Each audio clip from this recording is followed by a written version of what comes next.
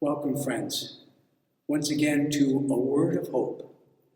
I'm Father Andrew Carl Wisdom, and this is Tuesday of the 5th week of Easter. And I remain in this wonderful, prayerful space of the Dominican Sisters of Peace in Great Bend, Kansas. It's been such a joy to be with my sisters.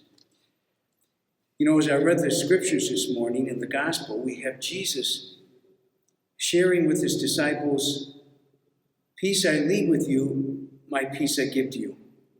I'm going away, but I will come back to you." He's preparing them for his absence, but assuring them of his ongoing presence. Again, he points to the Father, as he has in so many Gospels previous to this and last week, and also to the hints at the coming of the Spirit that will help the disciples remember everything that he taught them. How do we understand that presence and absence? I remember several years ago, Roger Ebert having a resurgence of the cancer he had had much early in his life. Noted to his Facebook followers, "My friends, I have to take a leave of presence." And you heard that right. Not a leave of absence, he said, but a leave of presence. He had to go deal with that ongoing cancer scare. And he wanted them to know that even though he would no longer be in touch with them with his usual column in the newspaper, he would be with them in his heart and in his prayers, in his mind, and in his continued care for them.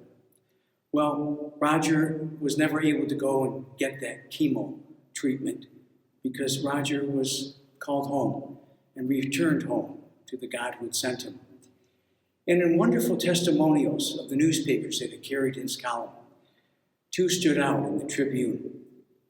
When people had said, "Roger's still with us in a new and dynamic way because his words live on. They are everlasting to us. They touched us at a depth of our souls. Roger will always be present to us." And I think in many ways this is what Jesus is saying to his disciples. "While I'll no longer be with you in the way you have known me, I will be with you. I will be present always."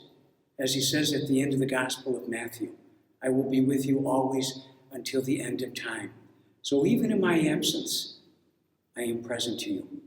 And it seems to me that's the challenge for us in this Easter season, to be with our Lord, to trust him in that, to let that be our faith that he's with us, but also to be in his seeming absence in the lives of others, his presence, for we are always the extension of his presence and his mission in the world. We call that the church, gone out on mission.